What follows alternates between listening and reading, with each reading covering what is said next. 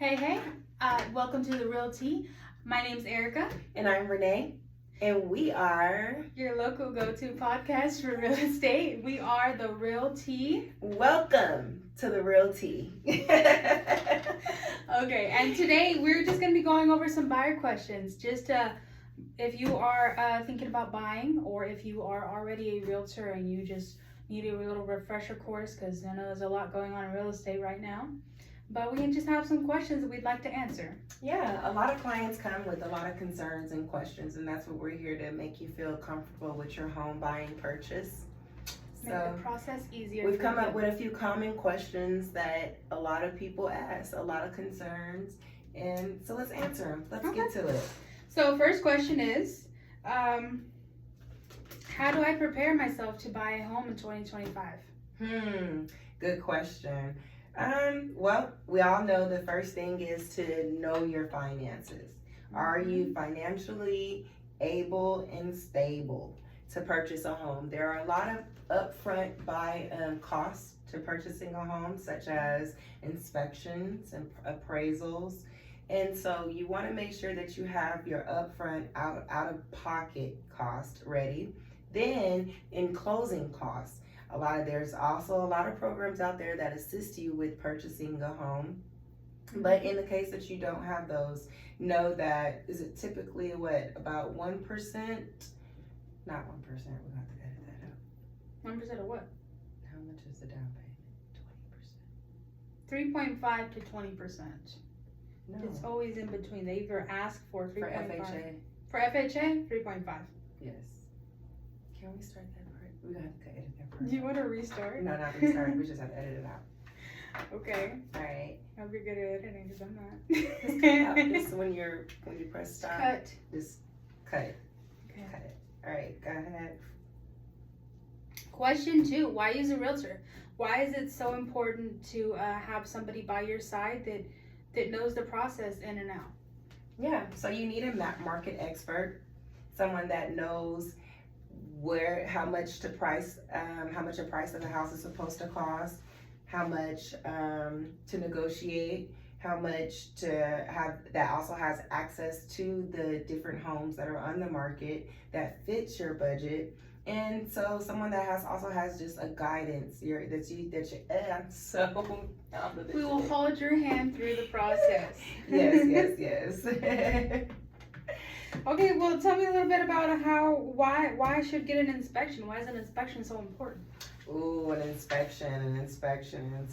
So, first of all, the inspection is going to uncover hidden things that you don't see on the outside. So we might have this nice panel wall right here, but on the other side of it, there's a nice water leak that will cause lots of damage, lots of cost later on. So home inspections does those point-to-point service, up, down, all around, to make sure that you won't have these costs coming later on. And it will help you avoid costly repairs. Another benefit of having an inspection is it also helps with your negotiating. So say that the inspection comes back and finds that there's a nice water leak behind this wall. Now we have the power to go back and talk to your seller and say, hey, you guys can either remedy this before we purchase it, or we would like a price adjustment so that when we go in, we'll have to pay out of pocket. So we'd like to deduct that from our sales price of the house. I think an inspection is not only mandatory, it should be mandatory. It's actually a very important thing to have, and you will regret it if you don't.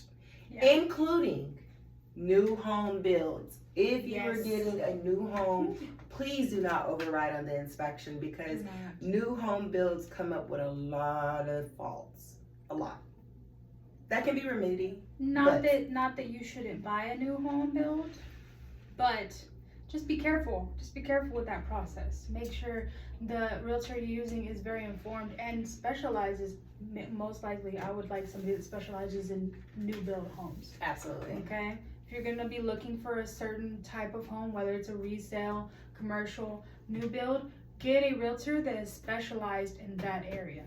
Because if not, if they're uninformed, they're not going to be any use to you, and there are going to be problems. Yep. So let's talk about the option period. What goes on during the option period? How many days does that normally take? Well, option period is the first step after you've gone into contract. After you sit there and say, honey, I want this house.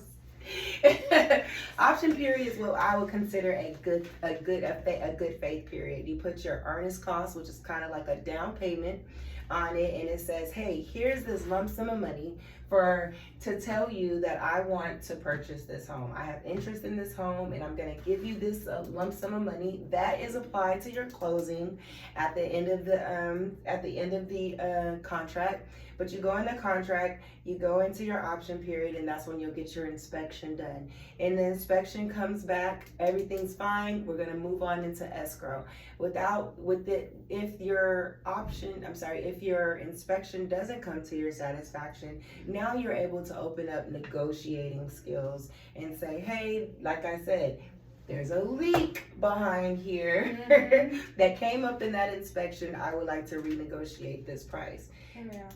One thing that I have noticed with clients is that option period is extremely fast. From the moment you sign your name on that dotted line, you have typically, I've seen 3 days, 5 days, nothing ever really longer than 7 days to show your good faith that you're going to do all your due diligence and find out everything about that property that you can find out before in those few days. Okay. I've learned that during COVID, some people had a 1 day option period. 1 day to tell me if you want this house or not. 1 day? Oh, One no. day. Nonetheless, It's not long enough. you get it done. It is a quick and fast process. It does seem like a lot is going on, but it's for your best interest. And so you gotta let your clients know that the option period goes by pretty fast. Okay. That's awesome. Yeah. I like that. Okay. So I feel like that would go along with our last question, which would be how to make sure I'm not overpaying for the property that I want to purchase.